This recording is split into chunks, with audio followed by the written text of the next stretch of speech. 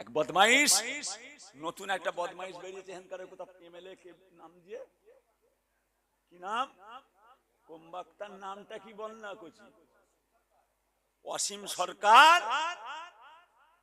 এত বড় চরম বিয়াদব, ও আবার বলছে কোরআন নিয়ে বাজে বাজে কথা। কথা বুঝেছেন? কোরআন নিয়ে বাজে কথা। ওর জিভটাকে টেনে কাঁচি দিয়ে কেটে দিতে হবে। হারামজাদা, আমি তোর বাইবেলকে গাল পেড়িয়েছি, আমি তোর গীতাকে গাল পেড়িয়েছি, আমি তোর বেদকে গাল পেড়িয়েছি, আমি তোর পুরাণকে গাল পেড়িয়েছি, আমি তোর মহাভারতকে গাল পেড়িয়েছি? না। কোন মুসলমানকে দেখিয়ে দেন, আমি আপনার জুতোটা হাতে করে বয়ে দেব। কোন মুসলমান বেদ, পুরাণ, বাইবেল, গীতা নিয়ে ওইভাবে বাজে বাজে কথা কেউ বলেছে? তুই কেন বললি? তোর ধর্মে আমি আঘাত করেছি? আমি তোর মন্দিরের গায়ে পিশাব করেছি? না না। কোন মুসলমান যদি কোন মন্দিরের গায়ে পিশাব করে দেয় অন্যায় করবে কেন? আমার কোরআন বলছে না লাকুম দীনুকুম ওয়ালিয়া দীন, তোমার ধর্ম তোমার কাছে, তার ধর্ম তার কাছে, তার ধর্মকে তুমি আঘাত করো না। তুমি খবরদার গায়ের কমদের দেব দেবীগুলোকে গালাগালি পারবে না। কালী, দুর্গা, সরস্বতী তাদেরকে গাল পেরো না। কেন? তোমরা যদি তাকে গাল পারো সে তোমার আল্লাহকেও গাল পারবে। তোমরা যদি তার ধর্মে আঘাত করো সে তোমার ধর্মকে আঘাত করবে। কেন? কেন তুমি আমার কোরআন নিয়ে কথা বললে? তুমি কেন আমার কোরআন নিয়ে কথা বলবে? তোমার এত বড় আস্পর্ধা, তোমার যুদ্ধটা এত বড় বেড়ে গেছে। বাঙ্গাল, বাংলাদেশের রিফিউজি বাঙাল আমার দেশে এসে আমার ভারতের বুকে আমার হিন্দু মুসলমান, আমার বাংলার মুসলমানদেরকে, হিন্দুদেরকে একটা অশান্তি লাগাতে চাইছো। বাংলাদেশের বাঙাল, বাংলাদেশের রিফিউজি, তাড়ানো যন্তর, পালিয়ে আসা যন্তর আমাদের দেশে এসে আমার বাংলার হিন্দু মুসলমান আমরা কি সুন্দর মিলেমিশে আছি। আমরা হিন্দু মুসলমান একই ঠোঙাতে মুড়ি খাই, একই বোতলে আমরা পানি খাই। সকালবেলা উঠে একটা জয়দেবের চায়ের দোকানে বসে আমরা চা খাই, রবিনের দোকানে বসে আমরা চা খাই। আজকে তুমি আমার দেশে এসে হ্যাঁ আল্লাহর কোরআনে আঘাত দেবে। আমি তো তোমার কোরআনে, তোমার পুরাণ, বাইবেল, গীতা, বেদ, পুরাণ, মহাভারত কই, আমি তো তাতে কি আছে না আছে, তোমার ওর মধ্যে কি আছে আমি তো বলিনি। তুমি কেন আমার কোরআন নিয়ে কথা বললে? তোমায় ছাড়া হবে না, তোমাকে ছাড়া হবে না। সরকারের যে আইন আছে ওই আইনের মধ্যে আমরা হেঁটে তোমার বিচার লোক, ওই আইনের মধ্যে আমরা যাব। আমরা সরকারের কাছে আবেদন করব, আমরা সরকারের কাছে জানতে চাইব ভারত বাংলা আমরা একসঙ্গে বসবাস করি, কেন আঘাত করলো? কেন আমার কোরআনে আঘাত করলো? ও যদি টেনে আমার গালে একটা চড় মারতো, ও যদি, আমি তাহের সিদ্দিকী, আমার গালে যদি একটা টেনে চড় মারতো আমার এত দুঃখ হতো না। যদি আমার গালে একটা চড় মেরে দিত আমার দুঃখ হতো না। নপুর শর্মা আমার গালে যদি একটা টেনে চড় মারতো আমার এত দুঃখ হতো না। হ্যাঁ, আই লাভ মুহাম্মদ সাল্লাল্লাহু আলাইহি ওয়াসাল্লাম, আমার রাসূলুল্লাহর নামকে নিয়ে কত ছোট বড় কথা বলেছে বেঈমানরা। ও যদি আমার গালে একটা চড় মারতো আমার রাগ হতো না। কিন্তু আমার এমন একটা জায়গায় আঘাত করেছে যেটা আমার দিল, যেটা আমার কলিজা, যেটা আমার জান, যেটা আমার প্রাণ, যেটাকে আমরা আমাদের জীবনের চেয়েও, আমাদের মরণের চেয়েও, আমাদের সব কিছু চাইতে আমরা আল্লাহ, আল্লাহ রাসূল, আল্লাহর কোরআনকে বেশি ভালোবাসি। এত বড় জীবের তাকত, আল্লাহর কোরআন নিয়ে কথা, যে আমি তো তোমার ধর্মই আঘাত করিনি। হ্যাঁ, কোরআন নিয়ে এত বড় বড় কথা জানা আছে? তুমি তো কালকের ছেলে, তুমি তো কালকের ছেলে সাহেব, তুমি তো কালকে জন্ম হয়েছো। তোমার বড় বড় দাদারা তারা কোরআন নিয়ে রিসার্চ করতে কোরআন নিয়ে রিসার্চ করতে কোরআন নিয়ে গবেষণা করতে তোমার বাবারা কোরআন শরীফ রিসার্চ করতে লাস্টে এমন একটা জায়গায় পৌঁছে গেছে, তারা অবশেষে কোরআনের হাতে সারেন্ডার হয়ে ঈমানের কালেমা পড়ে মুসলমান হয়ে গেছে। তোমার জানা আছে তোমার বাবারা যে কথা বুঝেছেন, সোনার চাঁদ। খবরদার আপনারাও মাথা ঠান্ডা রাখবেন। খবরদার, আমরা আইনের পথে আমরা বুঝে নেব। তার মানে এই নয় যে আমরা তাদের দেবদেবীদেরকে গালাগালি পারবো, আমরা মন্দিরে যে খারাপ কথা বলবো, আমরা গুরুদুয়ারে বললে খারাপ না। আমার ইসলাম ওটা শেখায়নি। আমার তুমি আঘাত করলে কেন? আমায় তুমি কেন আঘাত করবে? তোমার সাহস এত বড় কে দিয়েছে? তোমার সাহস কে দিল? তোমার জিভটাকে টেনে কাঁচি দিয়ে কেটে দুয়াতখানা করা হবে। পাকামো হচ্ছে একটার পরে একটা আঘাত মুসলমানদের উপরে। এই শয়তান জালেমরা একটার পরে একটা দিয়ে আসছে, কিন্তু ওতেও হবে না। যত ওরা বলছে তত ঈমানের কালেমা পড়ে মানুষ মুসলমান হচ্ছে। তুমি মনে করেছো কি বাংলার মানুষকে বলবে কোরআনে ভুল, তাহলে বাংলার মুসলমানগুলো সব হিন্দু হয়ে যাবে নাকি? তোমার কোরআনে ভুল, তোমার কোরআনে খারাপ কথা লেখা আছে, তাহলে সারা ভারতের মুসলমানরা গায়ের কম হয়ে যাবে, সারা ভারতের মুসলমানরা ইহুদি হয়ে যাবে, সারা ভারতের মুসলমান খ্রিস্টান হয়ে যাবে, সারা ভারতের মুসলমান গায়ের কম বেধর্মী হয়ে যাবে? না, হতে পারে না। তুমি যতই বলো মুসলমান, তাদের শরীরের রক্তের ফুটা প্রত্যেক রক্তের কোনায় তাদের আল্লাহ এবং আল্লাহর রাসূল প্রবেশ করেছে। কোনো মাথা পারবে না। আপনারা জানেন এই বৎসরে একজন হাজী সাহেব হজ পাকে যাচ্ছিলেন।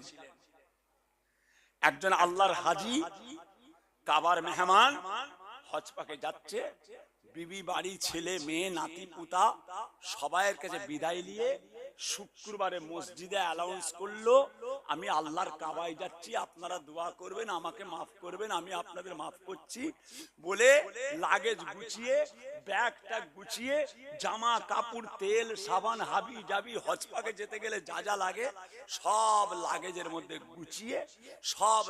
মধ্যে গুছিয়ে এবারে বিমানবন্দরে গেছে। বিমানবন্দরে গিয়ে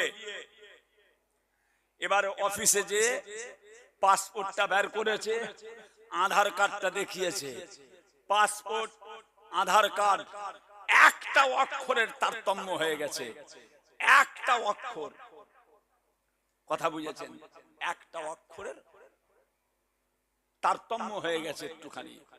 আরে মুসলমানদের নামে তো কার আছে এখানে? এতগুলো মানুষ আছে, বলুন কার বাপের নামের সঙ্গে নিজের নামের সঠিক মিল আছে?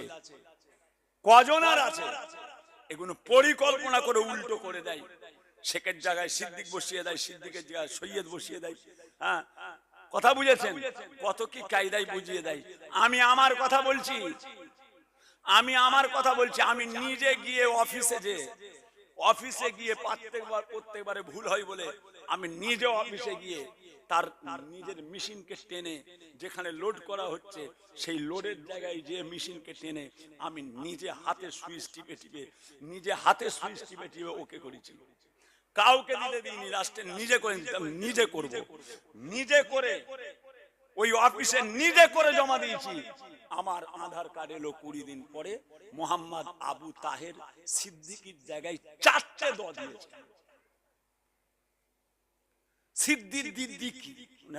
কি করেছিস রে? আবার ঠিক করতে হবে। এসব পরিকল্পনা পরিকল্পনা মানুষকে ব্যস্ত রেখে দাও।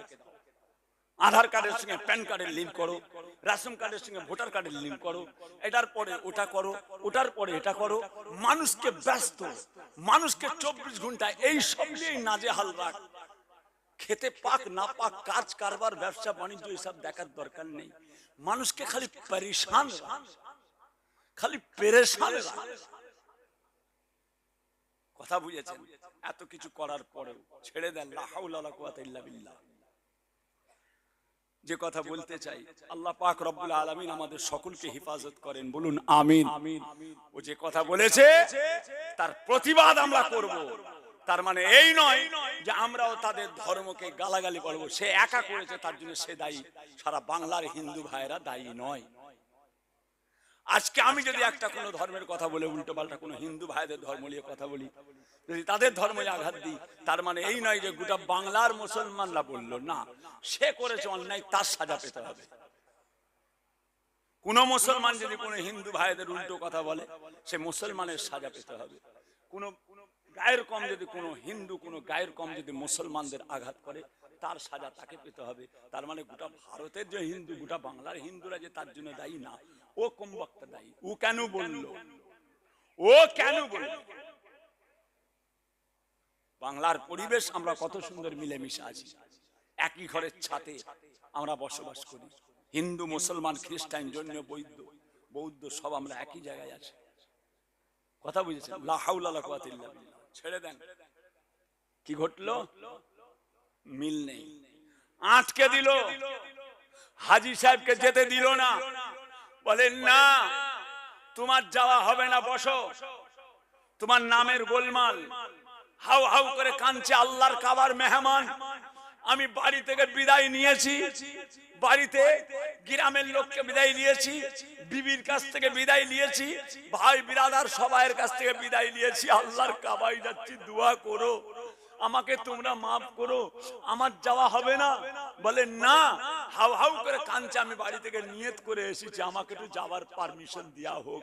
বলে কোনো মতে হবে না।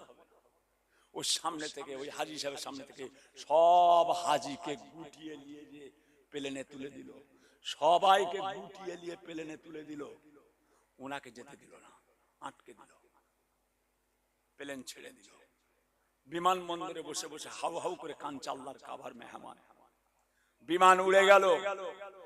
এখান থেকে মক্কা শরীফ 5,500 কিলোমিটার রাস্তা, 5,500 কিলোমিটার মাত্র 5 ঘন্টায় পৌঁছে দেয়।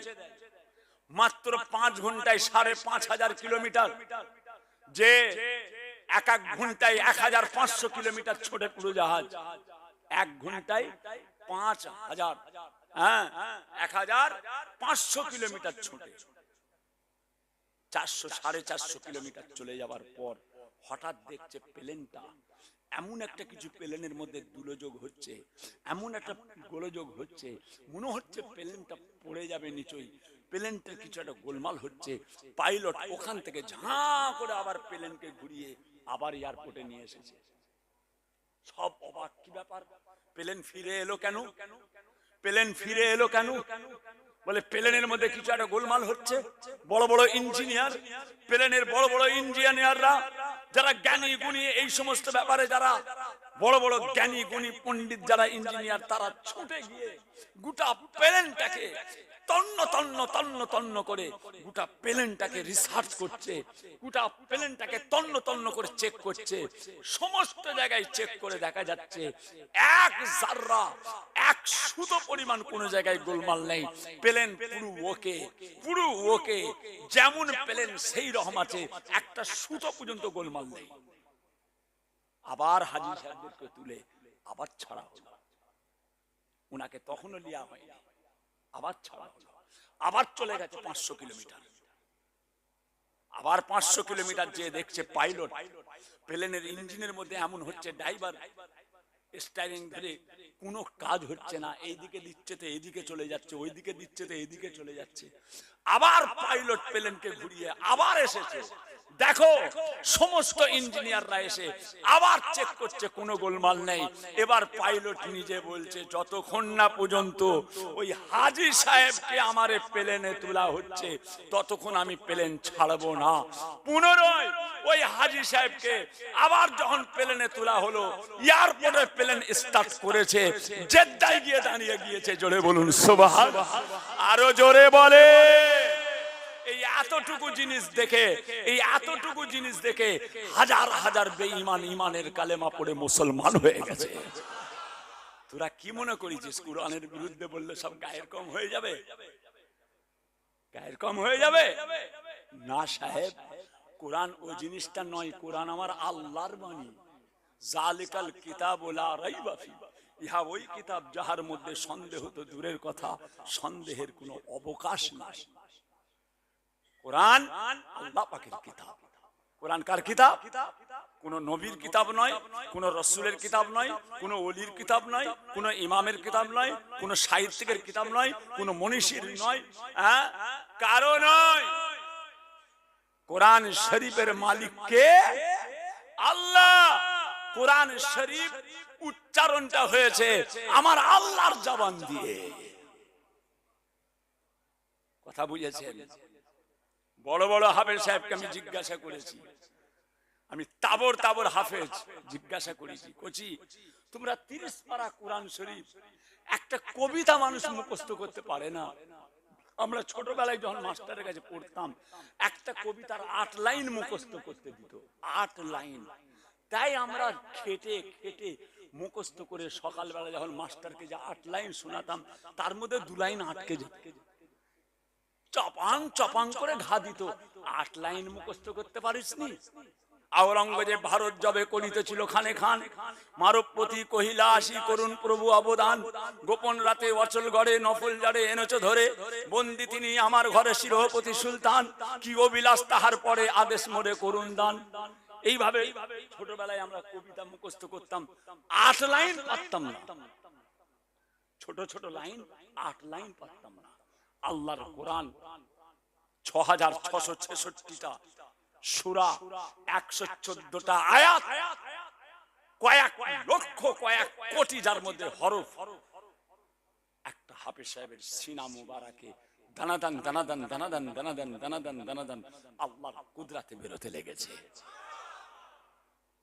যে কোরআন তোমার বাপের গল্প, কোরআন তোমার মায়ের গল্প, কোরআন আল্লাহর কিতাব। আমি বড় বড় হাফেজ সাহেবকে বলেছি, কোচি 30 পারা কোরআন তোমরা সবেবার রমজান মাসে কি করে পড়াও? তোমাদের আটকাইনে পড়াও কিভাবে? বলে হুজুর, বড় বড় তাবর তাবর হাফেজ জিজ্ঞাসা করেছি, হুজুর আল্লাহর কসম মেম্বারে দাঁড়াই, নামাজের মসজিদের মেম্বারে দাঁড়াই, ঠোঁটটা খালি আমি লড়াই, ঠোঁটটা খালি আমি লড়াই, কোরআন জবান দিয়ে আল্লাহ বের করে। কোরআন বের করে কে? হাফেজ সাহেবের বাবার ক্ষমতা নেই কোরআন পড়ে। একটা কবিতা মুখস্থ করা যায় না, এত মোটা কিতাব একটা ফার্স্ট থেকে লাস্ট পর্যন্ত মুখস্থ করে ফেলা ছেলে খেলা কথা। একটা কবিতা মুখস্থ করতে পারে না মানুষ। কথা বুঝেছো কোচি? যে আমাদের ফুরফুরা শরীফ একটা হাফেজ ছিলেন, যিনার নাম হাফেজ তুফান। জানেন? ফুরফুরার হাফেজ, জগৎ বিখ্যাত হাফেজ, হাফেজ তুফান। তার নাম দেয়া হলো তুফান হাফেজ। তুফান বোঝেন না? কলকাতা হাওড়া থেকে ছাড়ে তুফান মেল, একদম ছাড়বে সেখানে যে দাঁড়াবে। এ এমন হাফেজ ছিল, বিসমিল্লাহ থেকে আরম্ভ করবে, একদম কোরআন শরীফ শেষ করে ছাড়বে, এক টানা পড়ে যেত। নাম তার তুফান হাফেজ। চ্যালেঞ্জ করলো, আরে আমার মতো হাফেজ কেউ নেই। ঠিক আছে, 150 হাফেজের সামনে কোরআন শরীফ পড়ছে, 150 হাফেজ সব বসে আছে ভুল ধরার জন্য। ও তুফান হাফেজ পড়েই যাচ্ছে, পড়েই যাচ্ছে, 150 হাফেজ সাহেব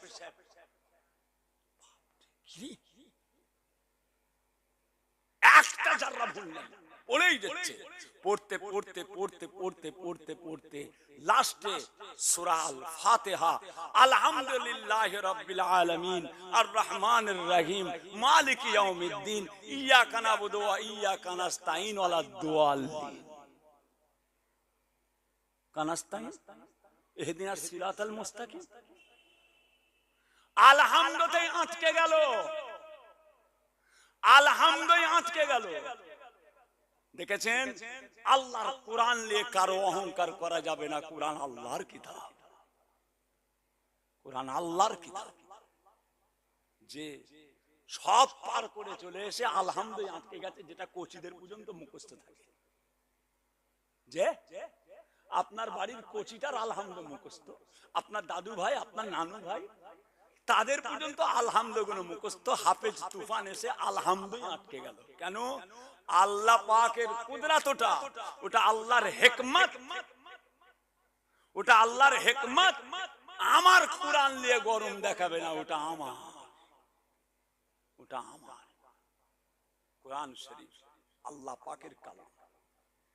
কথা বুঝেছেন? এই শয়তান কোরআন নিয়ে কথা বলেছে, আমরা ওর বিচার চাই। ওকে সাজা পেতে হবে, ওকে জবাব দিতে হবে। আমার বাংলায় এসে কেন আমার বাংলার পরিবেশকে নষ্ট করবে? কথা বুঝেছেন? কিরে কচি চলে এলে কেন?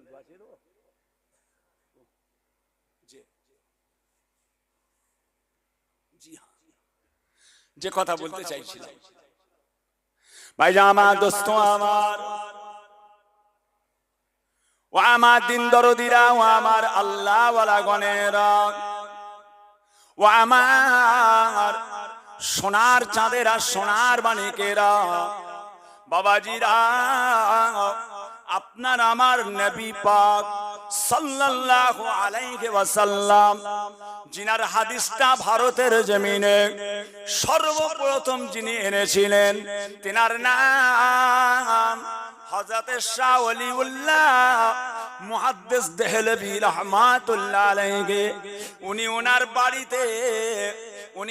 বাড়িতে প্রত্যেক বছর জলসা দিতেন। উনি ওনার বাড়িতে প্রত্যেক বছর ইসালে সওয়াব করতেন। শাহ ওলিউল্লাহ মুহাদ্দিস দেহলভী রাহমাতুল্লাহ আলাইহি তিনি তিনার কিতাবের মধ্যে লিখছেন, আল্লাহ তাআলার জাত পাকের কসম বলছি, ও সোনার মানিকেরা, হুজুর বলেন আমার বাড়িতে আমি জলসা দিই, আমার বাড়িতে আমি ইসালে সওয়াব দিই।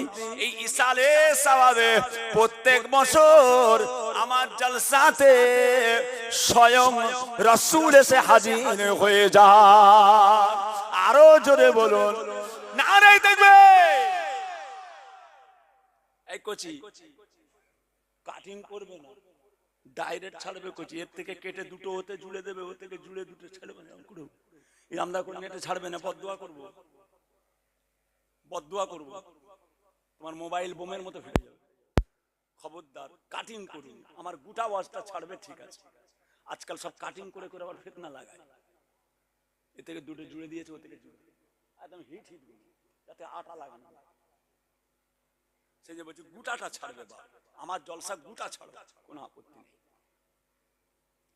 ভাইজান আমার, দোস্ত আমার, হুজুরের বাড়ির ইসালে সওয়াবে আল্লাহর নবী এসে হাজির হয়ে যেতেন। ও সোনার মানিকেরা, ফুরফুরা শরীফ আপনার আমার পীর মুজাদ্দিদুজ জামান দাদা হুজুর পীর কেবলা রাহমাতুল্লাহ আলাইহি, তিনার বাড়িতে দাদা হুজুর কেবলা ইসালে সওয়াব করেছেন ফাল্গুন মাসের 21, 22, 23। ও সোনার মানিকেরা, এই জলসা আল্লামা রুহুল আমিন সাহেব ওয়াজ করছেন বাবা বসিরহাট মাওলানা বাগ দরবার শরীফ। আল্লামা হুজুর ওয়াজ করছেন, মুজাদ্দিদে জামান এক ধারে দাঁড়িয়ে দাঁড়িয়ে আল্লামা হুজুরের ওয়াজ শুনছেন। দাদা পীর কেবলা দাঁড়িয়ে আছে, আল্লামা রুহুল আমিন সাহেব বসে আছেন। ও সোনার মানিকেরা, আল্লামা হুজুর দেখতে পেলেন আমার পীর দাঁড়িয়ে আছে, আমার মুর্শিদ দাঁড়িয়ে আছে। ও সোনার মানিকেরা, বাবাজিরা, আল্লামা রুহুল আমিন বলে, হুজুর গো, আপনি দাঁড়িয়ে আছেন, আমি বসে আছি, আপনি দাঁড়িয়ে আছেন, আমি বসে আছি। কত বড় বিয়াদবি! আমার পীর দাঁড়িয়ে আছে, আমি বসে থাকবো। হুজুর, এটা তো হতে পারে না।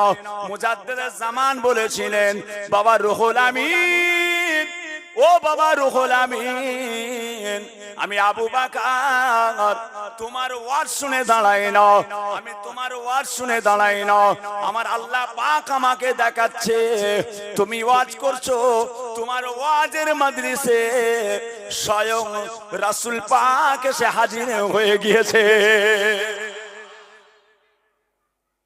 যে জামানার মুজাদ্দিদ, জলসা মিলাদ মাহফিল ইসালে সব দুয়ার মজলিস এগুলো বেকার নয়।